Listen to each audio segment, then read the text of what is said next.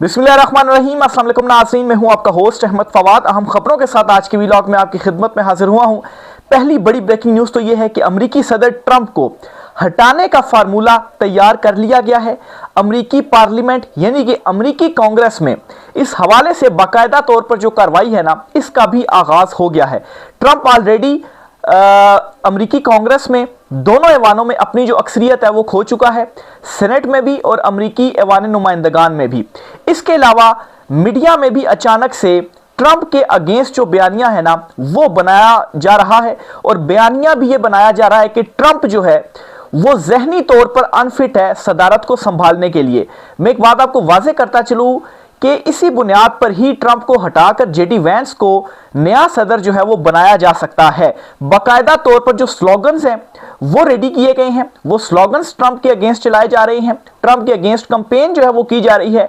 ये बात अलहदा है कि वो जो कंपेन है ना वो बिल्कुल दुरुस्त भी है।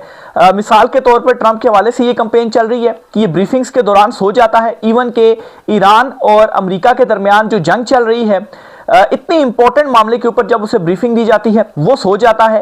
तो इसलिए उसकी जहनी हालत के ऊपर भी जो सवालात है वो उठाए जा रहे हैं। कुछ अहम तीन तफसीलात इस हवाले से मैं आपके साथ शेयर करूंगा जी, कि ये हो क्या रहा है और ऐसा आखिर क्यों हो रहा है, इसके पीछे जो रीजंस है ना वो क्या है। दूसरी इंपॉर्टेंट खबर ये है कि ईरान मामले के ऊपर ईरान की जानिब से एक इंपॉर्टेंट जो स्टेटमेंट है वो सामने आ गई है। मोहसिन रजाई जो कि सुप्रीम लीडर मुश्तबा खामनाई के मिलिट्री मुशीर हैं, उन्होंने ये दावा किया है कि अमेरिका कभी भी हम पर हमला कर सकता है और इस मरतबा एक बहुत बड़ा हमला होगा, इसलिए हमें हर वक्त तैयार रहना है। और अमेरिकी सदर जो कि एक मिनट में मुतज़ाद बयानात देते हैं, कभी कहते हैं कि जंग ख़त्म हो रही है, कभी कहते हैं कि मैंने मिलना है मुश्तबा खामनाई से, और कभी कहते हैं मुझे कोई ज़रूरत नहीं मिलने की, कभी कहते हैं जी कि मैं ईरान में अपनी जो फ़ौजें हैं वो दाखिल करवाने के बाद जो यूरेनियम है वो उनसे मैं कब्ज़े में ले लूँगा। तो एक और स्टेटमेंट ट्रंप की जानिब से सामने आई है जंग के हवाले से, हमले के हवाले से, वो भी आपके साथ में शेयर करूँगा। और आखिर में आपको बताऊँगा कि ओमान का जो ऑयल टर्मिनल है, सबसे बड़ा ऑयल टर्मिनल, वहां पर हमला हुआ है, और यूं ईरान के बाद ओमान के ऊपर भी जो जंग है वो मुसल्लत की जा रही है। इस पर कुछ इंपॉर्टेंट डिटेल्स हैं वो भी आज के व्लॉग में आपके साथ में शेयर करूंगा। सबसे पहले पहली बड़ी ब्रेकिंग न्यूज की जानिब बढ़ता हूं जी। माफ कीजिएगा, खबर यह है कि ट्रंप को इक़्तिदार से हटाने का जो फार्मूला है वो तैयार कर लिया गया है, और इस मामले पर बाकायदा तौर पर अमेरिकी कांग्रेस यानी कि जो अमेरिकी पार्लियामेंट है यहां पे कार्रवाई का आगाज भी हो चुका है। ट्रंप और ट्रंप की जो काबीना है, जाहिर सी बात अभी अमेरिकी कांग्रेस की जो कार्रवाई है इसका सामना ट्रंप को तो नहीं करना पड़ा, लेकिन जो उसकी काबीना है जिसमें मार्को रूबियो जो कि वज़ीर खारजा हैं, पीट हेगसेथ जो कि वज़ीर जंग हैं, इनको फेस करनी पड़ रही हैं चीज़ें, और काफ़ी इनको जलील किया जा रहा है। यहाँ तक कि दोनों ऐवानों से ट्रंप का बहुत ही इंपॉर्टेंट बिल जो बाल बैलून से रिलेटेड था, इस बिल को भी रिजेक्ट किया गया है। ट्रंप को $1 बिलियन जो हैं उसकी मंजूरी नहीं मिली। अब आप खुद सोचें कि ट्रंप हुकूमत में बैठा हुआ है, वो सदर है, उसकी अक्सरियत है, अक्सरियत होने के बावजूद रिपब्लिकन्स उसके अगेंस्ट वोट कर रहे हैं, उसका ये जो बिल है वो कामयाब नहीं हो रहा।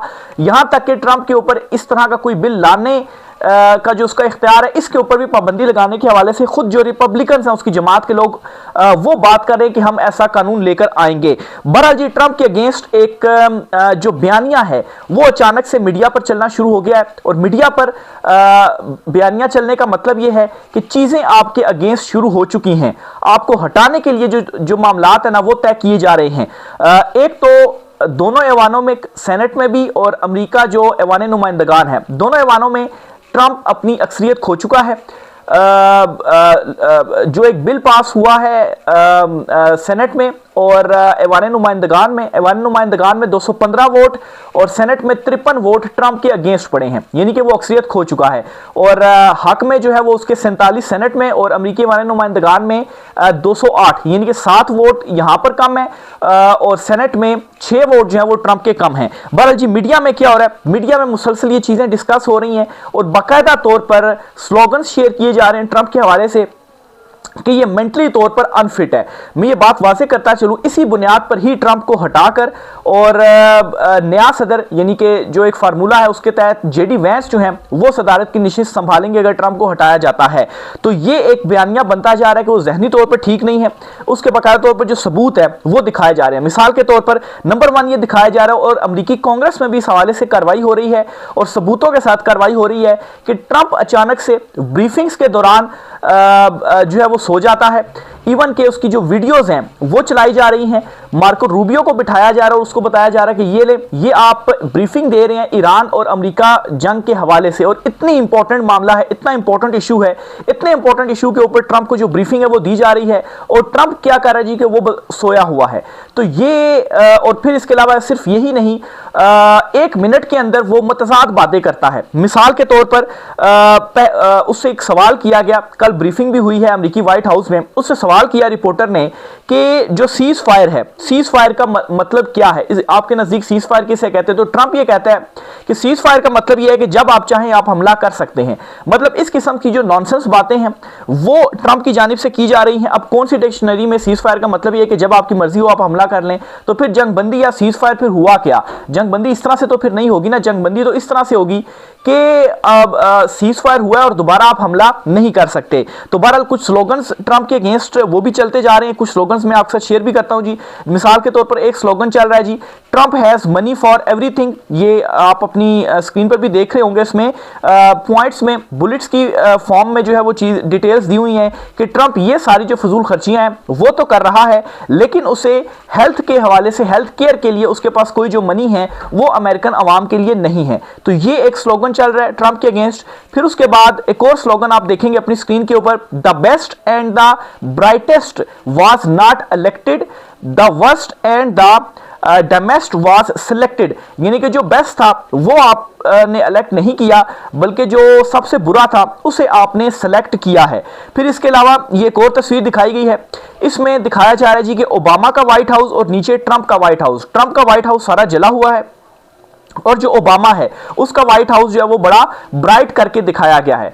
अब नाज़रीन ये मामला किससे जुड़ा हुआ है? ईरान जंग से। अब ईरान के मामले पर ओबामा ने तो बड़ी अच्छी डील कर ली थी, लेकिन वो डील भी अब इस पोजीशन में नहीं है ट्रंप के वो डील भी ट्रंप हासिल कर सके।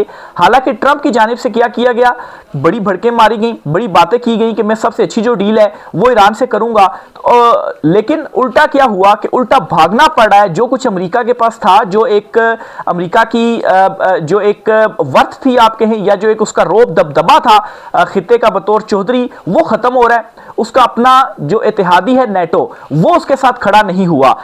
फिर इसके साथ ही ये एक और पिक्चर ट्रंप की दिखाई गई है जी कि इसमें बताया गया कि ये देखें असल में ये नाअहली और नाकाम ट्रंप है, जो कि और उसका ये फेलियर है कि मतलब है कि वो सोया रहता है और वो बिल्कुल संजीदा नहीं है। इस पिक्चर के अंदर ये दिखाया गया है। फिर इसके अलावा ब्रोकन कांग्रेस, यानी कि कांग्रेस को भी अमेरिकी सदर जो है ट्रंप उसने तोड़ दिया है। तो ये ट्रंप के अगेंस्ट बाकायदा तौर पर मीडिया में जो कैंपेन्स हैं वो शुरू हो गई है और उसके अपने जो रिपब्लिकन्स हैं वो भी इन चीजों में उसके अगेंस्ट जो है वो शामिल हैं। इस सब की वजह क्या है? अब ये एक और आप देखेंगे, आपके साथ में ये जो ग्राफ है ना वो शेयर कर रहा हूं कि आखिर क्यों जो उसके अपने रिपब्लिकन्स हैं वो उसके अगेंस्ट मतलब है कि इन चीजों में शामिल हो रहे हैं और उसके अगेंस्ट वोट कर रहे हैं। इस ग्राफ में आप देखेंगे कि कैसे ट्रंप की जो पॉपुलैरिटी है ना वो गिर रही है। इवन के बाइडेन जो कि लास्ट अमेरिकी सदर थे, उसके बाद अभी ट्रंप जो है वो आए हैं, तो ट्रंप की पॉपुलैरिटी 2025 में कितनी थी? -24 पर थी और 2026 में ये -30 तक जो है वो पहुंच चुकी है। तो ये ट्रंप की इस वक्त पॉपुलैरिटी है और यही रीजन है कि खुद रिपब्लिकन इसको ओन नहीं कर रहे और आगे मिड टर्म इलेक्शंस हैं। रिपब्लिकन इसको अगर ओन करते हैं तो मिड टर्म इलेक्शंस में उन्हें कैसे वोट जो है वो पड़ेगा। इसलिए मेरा ये ख्याल है डाउट कनेक्टिंग करने के बाद कि जेडी वैंस जो कि नायब सदर हैं उनके हवाले से एक बयानिया बिल्डअप किया जा रहा है कि और ट्रंप को यह साबित किया जा रहा है कि वो जहनी तौर पर बिल्कुल फिट नहीं है कि वो अमेरिकी प्रेसिडेंट रहे। इसी बुनियाद पर उसके अगेंस्ट अदम एतमाद जो है वो आएगी और ऑलरेडी वो अक्सरियत खो चुका है। अक्सरियत खोने का मतलब यह कि उसके अगेंस्ट अब कांग्रेस में फर्द जुर्म आयद होकर कार्रवाई हो सकती है। हाँ, ट्रंप को हटाने के लिए एक काम रहता है जिसके लिए मिड टर्म इलेक्शंस का वेट किया जा रहा है और वो काम यह है कि 2/3 अक्सरियत आपने हासिल करनी है, क्योंकि सेनेट के जो 100 वोट हैं उसमें से 67 यानी कि 67 वोट चाहिए ट्रंप को ओहदे से हटाने के लिए।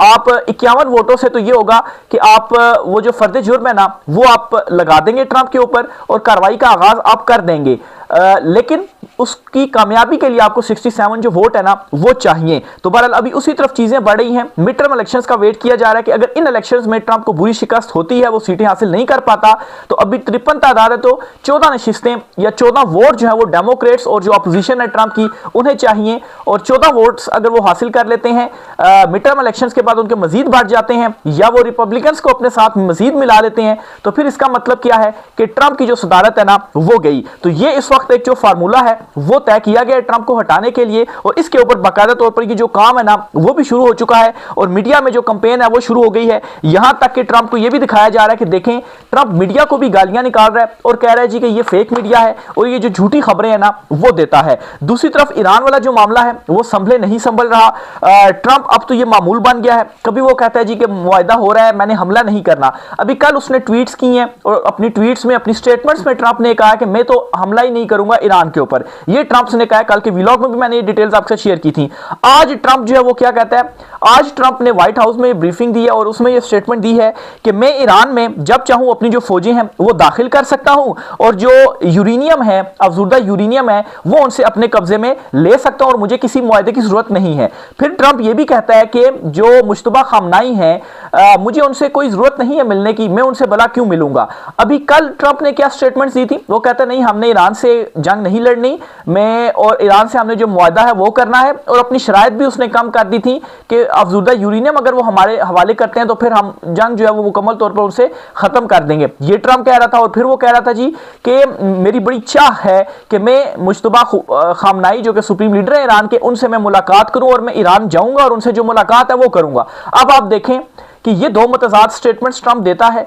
इसी वजह से तो उसके अगेंस्ट जो बयानिया है ना, उसकी जहनी कैफियत के हवाले से कि ये ठीक नहीं है, वो पब्लिक अवेल भी कर रही है। लोग खुद कह रहे हैं कि ये क्या बातें कर रहा है। कभी ये क्या कहता है, खुद अमेरिकी मीडिया ये रिपोर्ट करता है कि ट्रंप एक दिन में 12 से 14 जो झूठ है वो बोलता है, जिसे ट्रंप यू टर्न भी कहता है जी कि मैं तो यू टर्न ले रहा हूं, लेकिन असल में वो कभी क्या बात कर रहा है, कभी क्या बात कर रहा है। और वाकई सवाल ये उठता है कि वो आखिर ऐसा क्यों कर रहा है। वो फ्रस्ट्रेटेड है। इवन कि उसकी जो काबीना है ना, मार्को रूबियो, वो भी अब इसी किस्म की जो स्टेटमेंट्स है ना, मुतज़ाद किस्म की स्टेटमेंट्स वो अब देने लग पड़ते हैं।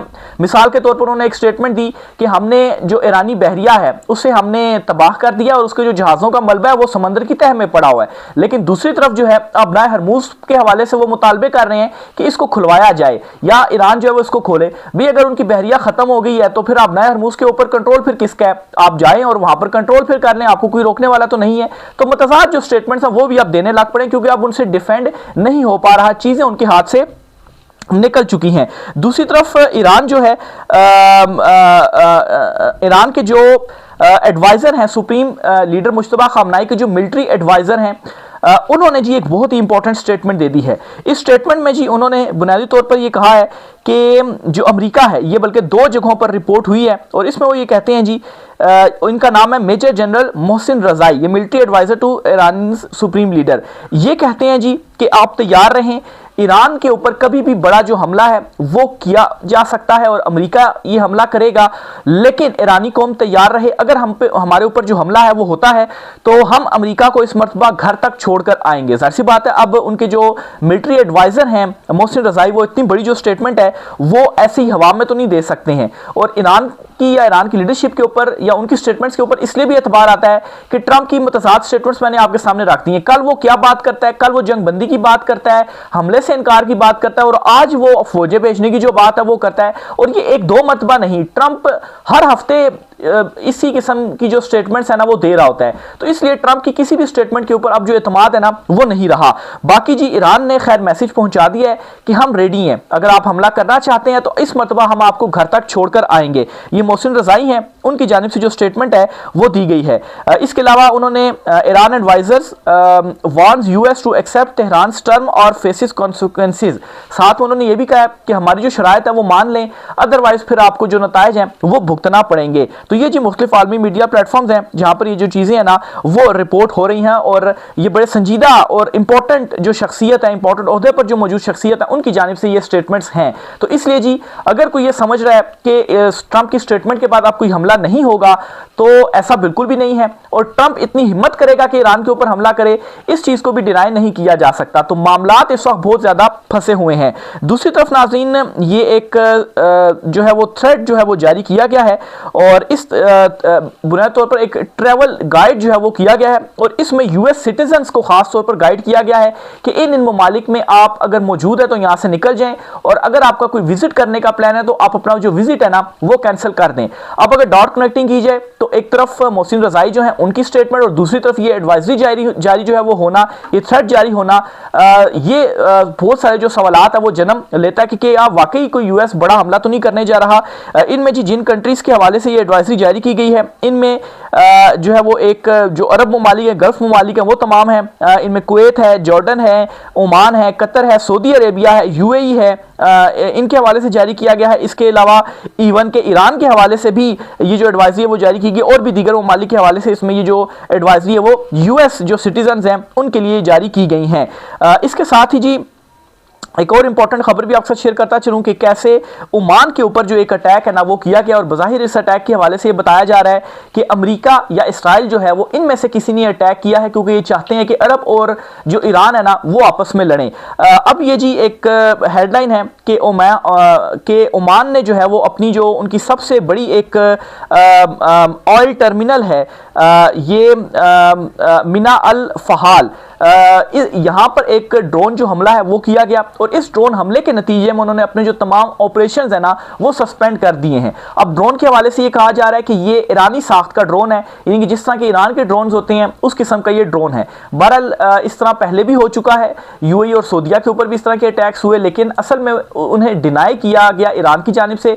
जाहिर सी बात है कॉपी करना कोई मुश्किल नहीं है, हो सकता है ईरान को फंसाने के लिए या उसके ऊपर इल्ज़ाम लगाने के लिए सोची समझी साजिश करते हुए ये अटैक किया गया हो, कि ताकि ओमान को और ईरान को आपस में जो है वो लड़वाया जा सके। इस जंग में मैं आपको बताता चलूँ कि जो ओमान है ना वो ईरान के साथ खड़ा हुआ है, और वहाँ से कोई जो अटैक्स है वो ईरान के ऊपर नहीं हुए, और इवन के स्ट्रेट ऑफ हार्मूज जो है उसे भी कंट्रोल करने के लिए ईरान और ओमान के दरमियान जो फार्मूले हैं वो तय हो रहे हैं। ईरान चाहता है कि वो भी ओमान हमारे साथ मिले और फार्मूला तय करे, और मिलकर हम दोनों स्ट्रेट ऑफ हार्मूज जो रास्ता है यहाँ से जो टूल टैक्स है वो कलेक्ट करें, और मिलकर इसी जो सिक्योरिटी है ना वो संभाले, क्योंकि वो आधा लगता है ईरान के साथ और आधा जो उसकी सरहद है वो लगती है ओमान के साथ। तो बहरहाल इस ये भी एक मतलब है कि साजिश अरबों को और ईरान को आपस में लड़वाने के हवाले से है। आखिर में जी एक और डेवलपमेंट आपको बताता चलूँ, ट्रंप की कुछ जो स्टेटमेंट्स हैं वो मैंने इकट्ठी की हैं, वो आपके साथ में शेयर करता हूँ जी कि क्या ट्रंप मुतज़ाद जो राय है वो अपनी मुसलसल देता है। पहले ट्रंप कहता है जी कि मैं जंग जीत गया हूँ, फिर ट्रंप कहता है रातों रात सफ़ा हस्ती से मैं ईरान को मिटा दूंगा, फिर ट्रंप ये कहता है कि अमन मुआहदा 24 घंटों में करो वरना ईरान का कुछ नहीं बचेगा, फिर ट्रंप कहता है कि मेरे ईरान से बेहतरीन ताल्लुकात हो गए हैं, फिर ट्रंप कहता है कि मैंने आबनाए हरमूज मुकम्मल उसके ऊपर कब्जा कर लिया है, फिर वो कहता है कि आबनाए हरमूज फौरन खोलो।